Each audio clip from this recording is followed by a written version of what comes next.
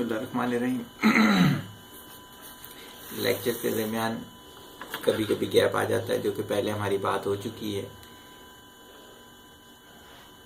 کہ پروجیکٹس وغیرہ میں اور آپ ہی لوگوں کے کاموں وغیرہ میں اکثر و بیشتر یہ ہے کہ 19 گھنٹے 20 گھنٹے لگ جاتے ہیں، تو اس دن پھر یہ لیکچر جو ہے وہ نہیں ہو پاتا۔ لیکن الحمدللہ ہماری کوشش یہ ہے کہ یہ بالکل ختم نہ ہو، چلتا رہے۔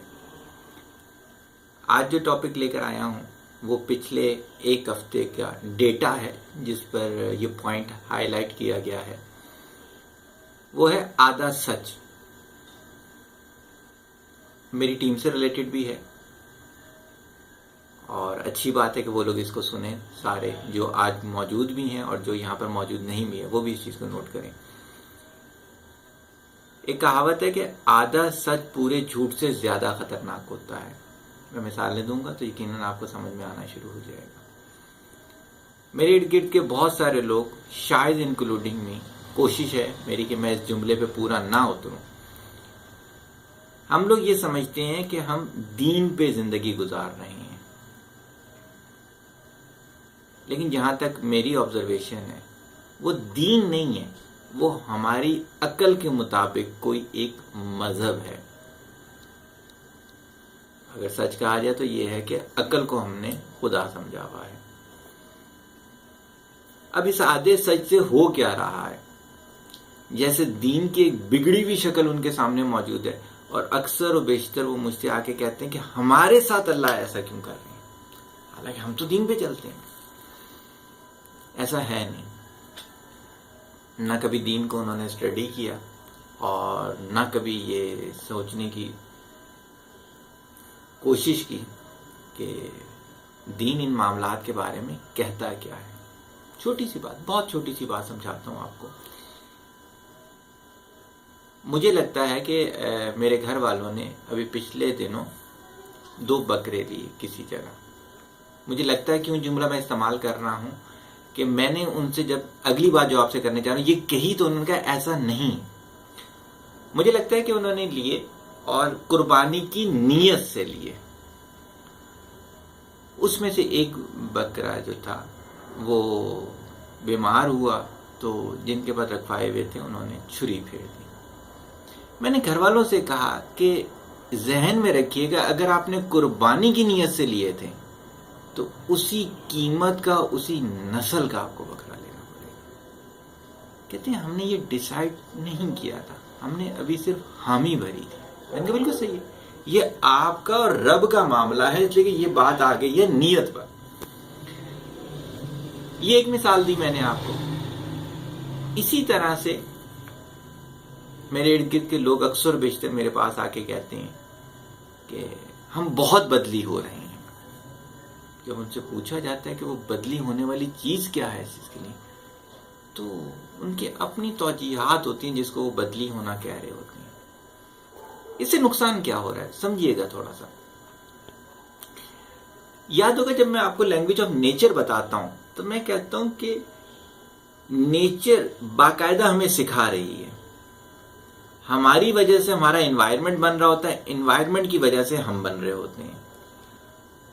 اب اگر ہم یہ سمجھ رہے ہوں کہ ہمارے اندر ایک پازیٹیو تبدیلی آ رہی ہے جو کہ پازیٹیو نہ ہو، اس کی وجہ سے ہمارا انوائرمنٹ پازیٹیو نہیں ہوگا، کیونکہ یہ تو ہم سمجھ رہے تھے کہ پازیٹیو تبدیلی ہے، حالانکہ ہمارے اندر وہ جو تبدیلی ہے وہ پازیٹیو نہیں ہے، وہ نیگیٹو، کوئی کمپلیکس اسٹرکچر ہے۔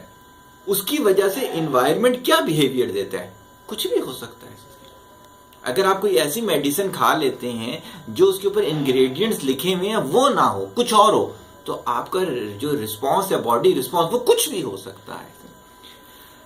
ہمارے ارد گرد کے لوگوں کی پریشانیاں بھی ایسی ہیں، ان کی اولاد کے مسائل، ان کے اپنے مسائل، ان کے بزنس کے مسائل، پرسنالٹی ڈیولپمنٹ میں سینکڑوں کے لحاظ سے الحمدللہ لیکچر چل رہے ہوتے ہیں۔ ہر دفعہ آ کر لوگ ایک بالکل ہی ڈیفرنٹ چیز اپنی بتا رہے ہوتے ہیں۔ جب ان سے پوچھا جاتا ہے کہ جب آپ کو سمجھایا گیا تھا ایسے نہیں ایسے کیا جائے گا، تو وہ کہتے ہیں نہیں، ہم نے سوچا کہ اس والے کو ایسے کر لیتے ہیں۔